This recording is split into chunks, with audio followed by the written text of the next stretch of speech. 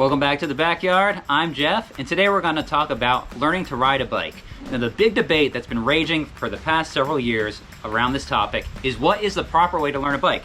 Is it to use a balance bike or to use training wheels? Now, I don't think that is a fair comparison. Today I'm going to break down why, as well as give you my tips of what I think the best way to learn a bike is, depending on the age of your child, and if there's any real use for these training wheels anymore, so stay tuned. Now, if I go back to when I was a kid, balance bikes didn't exist yet. They're a fairly new thing, and there is a lot of pros about them. But to compare them to training wheels, I don't think it's fair. Number one, you buy a bike like this for about the same cost as a balance bike. Comes with the training wheels. You learn how to ride, you take them off. Now you're left with a fully functioning bicycle. Compare that with a balance bike where you learn how to balance, you learn how to ride it. There's no way to add pedals to this. So you can't add, it can't be an apples to apples comparison because it's just not, this is not going to become a fully functioning bike. There's no way around that. This has got to be an extra piece of equipment. And if you're a budget conscious parent who doesn't have all the money in the world, you might not be able to afford to buy this and then turn around a couple months later once they learn how to ride it and buy that. So if your kid is already like 5 years old, I know that I learned to ride a bike when I was about 5. My kids have all learned right around that 5-year-old mark. So if you're already at about that point, that would be, I think, a good time to just go the traditional training wheels route, because they're just gonna need it for that short amount of time and then they're gonna move right on to being able to ride without them, and they'll know how to ride their bike. It'll be simple. We all did it. Kids nowadays aren't that different. They'll still be able to learn that way too. But where I think that a balance bike shines is not to replace a normal small bike like that with training wheels, but to replace something like this. Now this is a sort of like a big wheel type thing, Fisher Price. I'm sure we all had something like this when we were kids. When I was a kid, the front wheels are really big, so we call them big wheels. I don't know what you call them now that the wheels are smaller.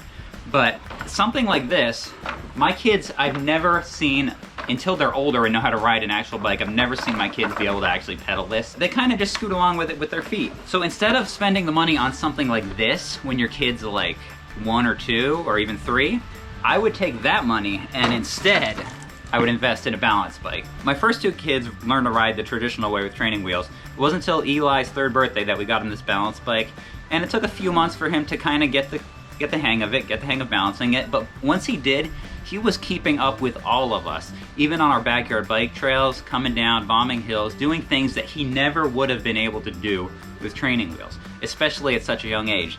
So he got tons of enjoyment out of it. So that's what this is really great for.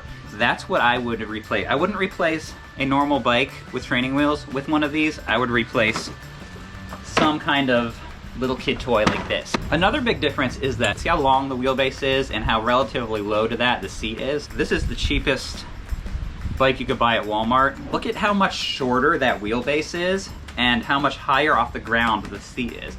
Just that alone makes it harder to balance with one of these. So if your kid is already on the older side and you're gonna go the traditional bike with training wheels route, I would look around, maybe not buy the cheapest one you could find, but try to get something that's a little bit squattier, a little bit longer, not have such a high center of gravity. And like I mentioned, if you have training wheels, there's no way you're gonna be bombing down off-road trails, off-camber turns, like you could on a balance bike, because you could just put your feet down, scoot along, it's gonna be fun.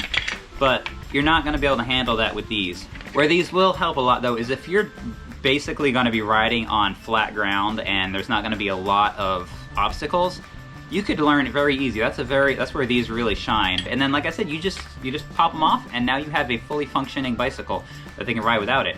And that's not the case with the balance bike. But if once your kid gets a little bit older, if you want to upgrade that kid's bike to something that is a little bit cooler and they'll enjoy even more, check out this video up here. And until next time, get out there in your own backyard and have a fun-sized adventure of your own. See you next time.